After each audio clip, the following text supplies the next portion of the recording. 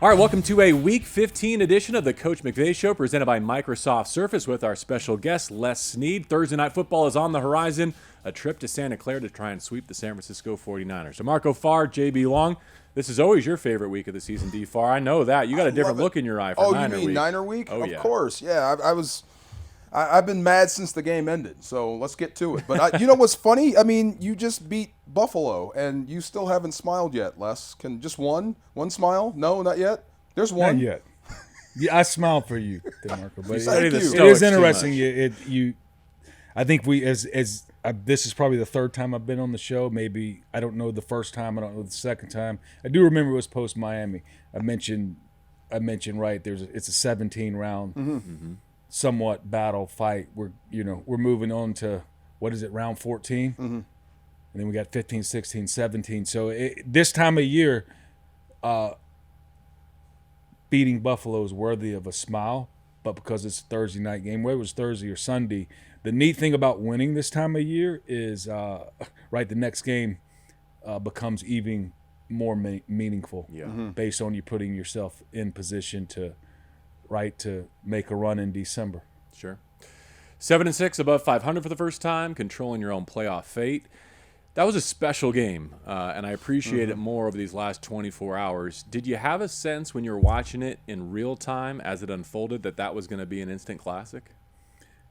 More than likely, yes. I remember even thinking when we blocked a punt, I'm like, that drive was too short.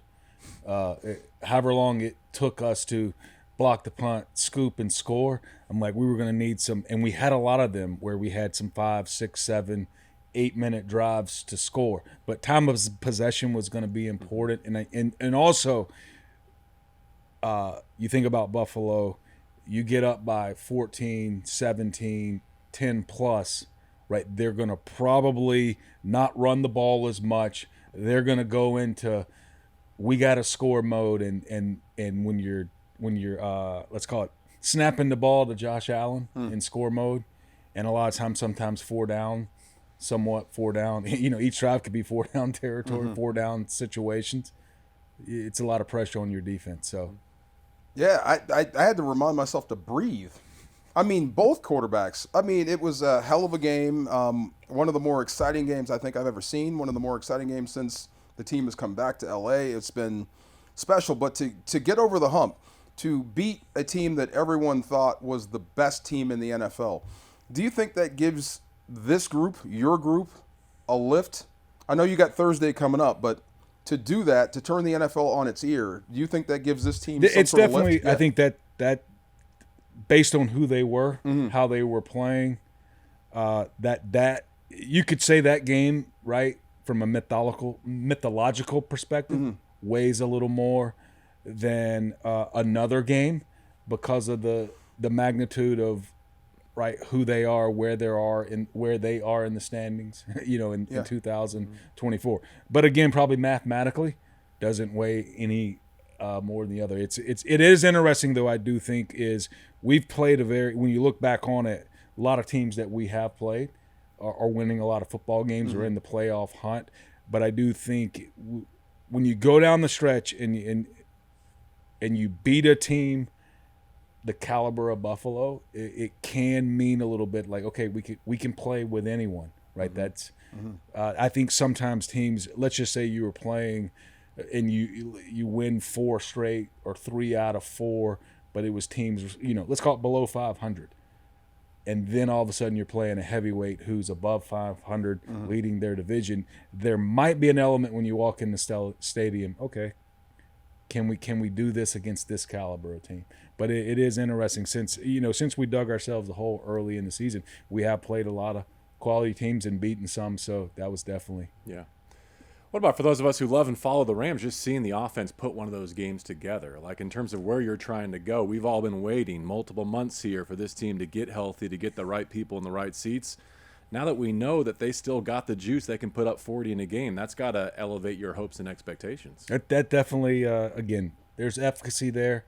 And a lot of times I use the word efficacy over confidence in that if you drill down on it, efficacy I always talk about it's something. It's like riding a bike. You actually rode the bike. You now know when you get on a bike. I think, D'Marco, Like you might not have ridden the bike in a long time, but whenever you learned how to ride a bike and you did it, you feel like you can get on that bike today. JB, I know you ride a bike. I remember at LMU, you're riding the bike to work. Point being, when you get on the bike, you know you can ride it. So it's not this, it's that's efficacy. You know you can do it. And I think that's what, that's what scoring for, you now can go score 44 points. D'Marco, when is the last time? When is the last time? Rode a bike? Yeah. This month. Okay, I can ride all a right. bike. Come on now. Not a stationary Look bike. at me. I can't ride a skateboard, but I can ride a bike, though. That is true. Yeah. I cannot ride a skateboard, and That's a whole I different have animal. no efficacy in the ability. I won't get on Me there. neither. But I like what you had to say, and it sometimes gets lost, especially mid-season or whatever, because we're always talking about playoffs, division, the race, or whatever. But to dig yourself out of a hole to get to 500, then get beyond 500, that's the stuff no one talks about. I wouldn't say miracle, but a hell of a coaching job, and what a job circling the wagons to get to this point in the season. Definitely. And that's what it's interesting. I mentioned to Sean probably this week. You think about, if you call it the marathon that it is, I call it the psychological toughness that you have to have. I mean, you can think back, we're talking about bikes and LMU and the Starbucks there on campus at LMU when I ran into you and ridden your bike to work. But it's some random Tuesday in August and you're working on something, some nuance, some situation.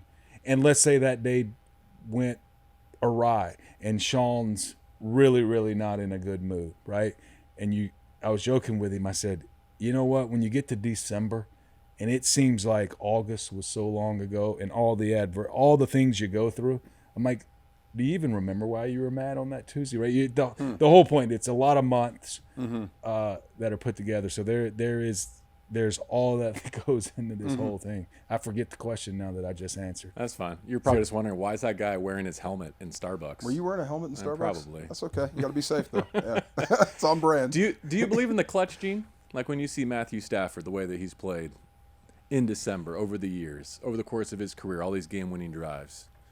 You think he's got something different? I think I do think I usually say you call it a gene, genetics, whatever it is. I always say central nervous system. Some people, right, when they get into a situation, where's their heart rate? How does that affect right the execution of their job? So I think there's definitely certain people who get to a level of the video game and things get tighter. We see it in sports all the time. And then I can say this, you may be on the right side of that gene and still, you know what, let's call it miss the layup, miss the free throw, miss the throw. That no one's perfect, right? And again, especially when you're in competition and usually you're playing an opponent and their entire job's to disrupt you, right? Their entire job's to if you're shooting the free throw to win the game and you're playing if you're playing an away game, everybody in the stadium's there to disrupt you. So you can have that gene and not be perfect, but I do think there is an element of being able to handle those moments, and people that when you look at the math and there's a pattern of, right, making that shot, making that throw, more than not, there's probably some truth to it. It's fun watching him, and you can be a fan, but it's a level of respect seeing him play. He's got that killer instinct. You can tell by his eyes. Like, you think this guy's good, watch this. And I love that because you can see what happens on the sideline when he makes a play. It just lifts everyone. So when your quarterback's making plays, it makes you believe you guys can do anything. And I think you have one of those. There were two teams on the field yesterday for sure, and all 53 played a part. But if you went micro, right, there were two QBs that were, at the end of the day, it got to a point, as you said, did you think this game was going to be some version of a classic? And it got to a point where, okay, whoever punts first is going to lose this game, right? It got to, I mean, you can't afford one punt, and we ended up punting two in the, and I call it our second punt was a strategic, right, game-winning punt, per se. So, and probably it got that tight, right? Because we did have the ball and we had to have, they forced us to make our first punt really, really late in that game and gave them a shot to come back from, let's call it a 9-point lead with not a lot of time left on the game to at least make it a classic. Les and D'Marco, do you remember being in these seats somewhere in the middle of last year when Puka's doing his thing? And we've already asked you about him. We've already told his draft story. We've all been impressed. And it's like, what more can we say about this rookie? Well, we ran out of things. Well, here we are a year later. And given what he's done in this last sequence of games, what's your updated perspective The update is on Puka? If last year was a rookie, that was probably easier than this year. You're a sophomore. Everyone knows who you are now. And there's opposing defense coordinators that are trying to disrupt you, keep you from being Puka. Mm-hmm. And yesterday was one of those days where I'm sure Buffalo, I'm sure there was someone on their practice field, on their look team wearing number 17. Mm-hmm. And when 17 went in motion, the Buffalo defense, everyone was keyed up on 17. But again, I think that's a big reason we started fast, is there were some plays where it was third down, and guess what? It was just, kind of a one-on-one situation. Everyone playing good. Puka wins that down, And, oh, by the way, all of a sudden, new set of downs leads to 7 points instead of a punt and things like that. So I always say, more impressive when you're a sophomore. I call it the Aaron Donald rule. Mm-hmm. And it's interesting. Aaron, you say, okay, you're good 1 year. I want to see you be good your third year. Not your second year. He was more like, look, once they know you're good, then we'll find out if you're good. Because now they know you're good. By that, it means they're going to plan to keep you from being good, and if you can still be good. Yeah. What did Mojo say on that toe tap catch? It was like Michael Jackson. Hee. Absolutely. Yeah, good I don't know offenses. how he did that one. Do you think throw too? Everything I didn't think he caught it. There's no way he got his feet down, and sure enough, he did. So there is more to him. Do you think good offenses or football requires a number one guy, number one receiver? Because I guess what most people say is now Puka is Stafford's favorite target. I'm like, I'm not so sure. I think that's just the guy that's open. Do you think an offense requires a number one guy? I'm not sure it's a requirement. It definitely helps. And again, because you're going to need at times, to, again, when things are on schedule, when everyone does their job, that it's always helpful, in especially games like that that are really close. Margin for error, very, very close. It's a 2-point game. Margin. It's a 2-point game because we had somewhat of a bad snap, couldn't get the extra point. Point being is, in those games, it does help when you have some version of a player step up and make a number one play. That if you want to call it a number one receiver, good offenses distribute the ball. Good offenses attack the weaknesses of defenses. Sometimes, that might not be, let's call it a number one receiver. Because when you can't look at it this way, you can just be a number one receiver, and some teams will take the number one out and say, hey, we're going to make you dribble left-handed, and the other 4 eligibles that are on the other side are going to have to beat you. So there can be a negative to it, but does help. That's why my level of appreciation for Cooper has only grown, because he's been that guy. He's had that Triple Crown season, and you look at the role he's filling right now in this offense, even to get that kick-out block on that receiver screen. We know how receivers are wired, how they have to be wired to have the level of success that they do. How many do you know that can go from Super Bowl MVP to what he's doing now? Willingly, capably. That's one-on-one right there, right? I would say so. Not many. To do it and to not bat an eye and be good at just about everything you do. You're the GM. Have you seen more guys like that can make that transition from being this guy? It's not the easiest transition, but again, at the end of the day, at the end of the day, when you're for the collective, usually the Warriors will do what's right for the collective, in some version of a sacrifice. And that's team sports. Mm-hmm.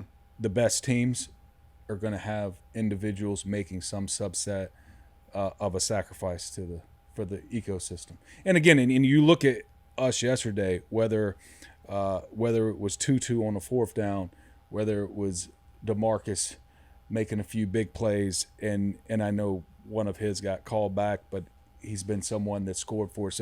It's when you go into, I call it your basketball team. You talked about a number one receiver, but when other teams can take away, your top 1 or 2, but you can still distribute the ball and make shots, I think that's when you become a much more tougher collective to truly defend. Mm-hmm. I keep forgetting how big Puka is. Just talked to him right before you came in, and I did that. Like, he's bigger than what you think. So just imagine what that looks like for a smaller corner out in the perimeter when he catches it. Good, or anybody coming to block. Well, there's an element, right? You can see the mentality to, I call it, use your sides to bully. Yeah. Use your sides to, let's call it, be punishing when you get yards after the catch, not just get yards after the catch. That's just different. Can the Rams layer Tyler Higbee into this thing maybe as soon as this Thursday night? And what would that bring to your offense, Les? I think what we got to do is figure out where he's at physically, mentally, psychologically. So it's something we're going to discuss. Not there yet. In that, okay, but the interesting thing about this game right here is we're not going to practice a lot. Be a little more walkthrough. So I think it's definitely going to be something that there's what we do know. Here's what I do know about Higbee. There's something about his spirit when he's on the field, the way he competes when he's in the huddle. There's an element of chemistry and ignition that he brings, not only in, let's call it, a catch and a run or a block, but there's an element where he ignites people on the field. So we're definitely talking through that. It's getting closer sooner than later. I love the fact that he's still on the sideline. He's still involved, even though he's not in uniform. There's a guy that you can clearly tell wants to get back on the field. Yeah, he enjoys the collective, right, chemical part of a team that's not everyone does. He's one of them. Can I slide one question about the defense? When you were scouting Jared Verse, did he talk this much in school? We did. Yes, he enjoyed, if you want to call it, talking smack, right? There was something. He's world class. He is definitely world class. My goodness. Like everybody, and it works, and he's good, and he backs it up with play. That's the thing. Like, he's a good trash talker, and he's a good football player, so that's what he looked like in college as well. Definitely. Okay, just and then sure. we were intentional. I know Sean's been intentional about, right, let's call it, using that element of your game in a strategic way, right? Because it can be a net negative sometimes. So there's an element of, all right, how do you make that part of your game net positive? But we were aware of it. Yeah. And we're on it from the beginning. But if you were at our first OTAs, right, we weren't in pads yet, and he was we heard talking him. A little smack. This is how I know he's good, JB. He gets everyone to react. Everyone he talks to reacts back. That's how you know you're good at trash talking. Some people just talk and it's like, whatever. He gets in your head. That's a weapon. I'm glad you said that. That is something you use against an offense to take them off their game. What about as a defense on a short week coming off the challenge that they just faced and the numbers they just gave up? How do they respond? What do you tell a group like that going to San Francisco? I think, you know what, you probably look at it like this. You could say, from a defensive point, you got them off the field first drive, had the unfortunate penalty. Right. They drove down, scored. But you did stop them. You kept them from scoring at the end of the half, and you stopped them coming out of half. Those are two very big series, because they could have scored and taken the momentum, let's call it the math advantage away. So what's going to end up happening is you play Josh Allen, and it got into one of those games that let's be jacked. We got him to call at least one timeout on the last. I don't know where they started that drive. If it was the 30, it took 69 yards before we got him to call a timeout. But you know what? We finally got him to call a timeout, and getting them to call a timeout, more than likely, that was probably the winning, as much as a winning play as any play. We still had to recover the onside kick, things like that. But that was going to allow you basically to do what we did at the end of the game. If we didn't get them to call a timeout and they stop us right there, we're punting the ball, and they have however many, 40-plus seconds left to go down, kick the game-winning field goal. Outside of that guy and the way he's playing, that effort probably wins you the football. You might shut somebody out. It's not like you were getting blocked. You just couldn't get the guy on the ground. So there's a lot of good stuff that happened. He just kind of overcame it. Be glad he's not on your schedule a lot. I agree. Two questions about Emmanuel Forbes, who the Rams claimed last week from Washington. One, What is that process like? You're kind of entering a raffle and waiting to see the next day whether you win it, right? When you put in a waiver claim. And then going back in time, what did you like him in the pre-draft process that kind of you looked at that report and said he's worth taking a second chance on? You probably played in the SEC, very competitive league, touched the ball a lot, obviously had still, if you want to call it, let's call it the positives of his frame, very long, lengthy corner, obviously a lean corner, but played strong, not heavy, but played strong. I call it wiry strong, where there's a lot of muscle there. But it was really the touching the ball and the movement skills in a very, very tough conference. And at the end of the day, it was one of those where, you know what, we really, really appreciated the skill set coming out. Let's make the claim. Again, you got to wait and see if you get him. And then at that point, hey, it's a bonus draft pick that we didn't have, and now we'll put him in our ecosystem and try to do our part in developing him to make a contribution along the way. Are we in the ecosystem right now? Like the Matrix. But as far as position goes, It's part of it. that's what I thought. We're in the ecosystem right now, right? Just making sure. When Les is in the room, yes. When We're he's in the not, ecosystem. no. We're not in the ecosystem. Okay, but acclimating a corner to your defense is a lot different than acclimating a quarterback to an offense. Is that fair? Yes. Like, it's easier to get a corner on the field than it is the other side of the ball. That's yes. So at some point we may actually get to see him. I'm of the opinion that you can never have enough good corners. Is that fair? That is very fair. Yeah. I feel like you're asking, is he going to impact winning this season, or is he a dart for next season? I think we to answer that, if we were healthy from here on out, maybe he is a dart for next year. But as you said, you can never have enough corners because there is attrition that does occur. So I think that's and because of he's experienced, he's been in the NFL. It'll be a little easier to onboard him, acclimate him, and I wouldn't be surprised if because of the attrition that there is a time when he's on the field. Knock on wood. Yeah, makes sense. Yeah, I mean, a guy with that much ability, at some point he'll probably find his way to the field because that could help you no matter what you have. Yeah, to put it in perspective, I mean, we've had, Cam Lampton, who's on our practice squad right now from CFA from Washington State. He's been active, right, and on the field for us this year. It's not a far reach to say, hey, he might get on the field because there's a lot of corners that do get on the field. Yeah. How do you feel about 49er week? Does it land any differently on the general manager? You know what, this stuff you realize it's a rivalry, so you feel similar to D'Marco there. I mean, to D'Marco, there's a, you know what, you're well aware that there is a rivalry that dates back a while, and it's a division game. So if we get into math and you play them twice, and division games weigh a lot, and records in division mean something when you have tiebreakers and things like that. So all those things, the answer is yes. This is a different game, same game but different based on all those variables.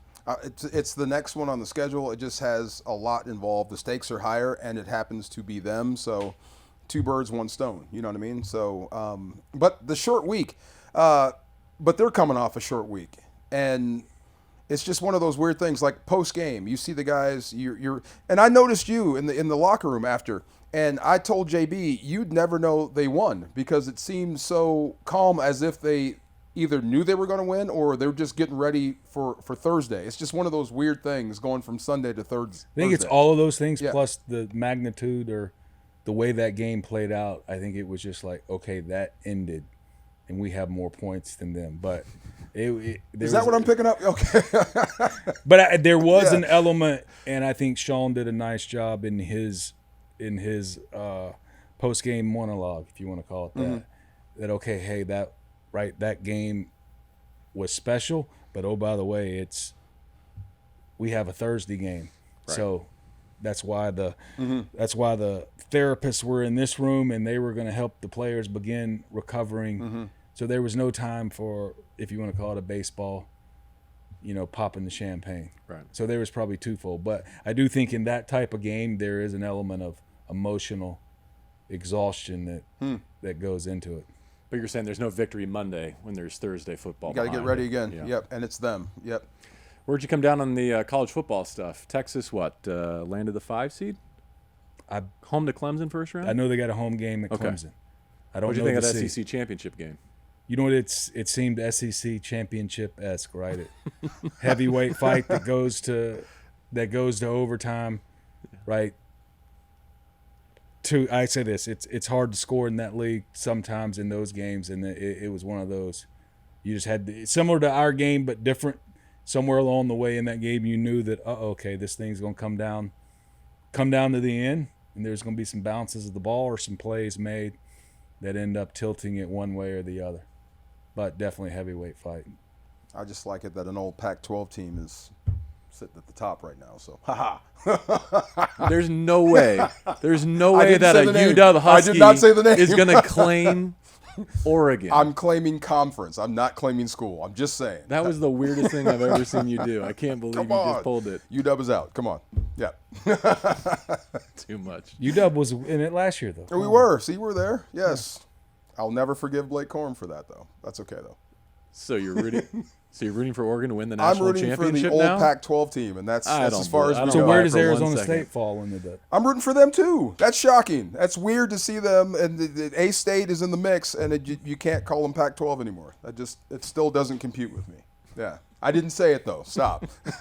What was it about the Pac-12 that couldn't quite get there? We're not going But now there. that they're in the Big Ten, We don't have enough time. Big See, we're out 12. of the ecosystem now. Thanks for stopping by, Les. Yes, sir. On a short week. Good to see you. Appreciate your Congrats. insight. For Les Snead, for D'Marco Farr, I'm JB Long. The Coach McVay Show, always presented by Microsoft Surface.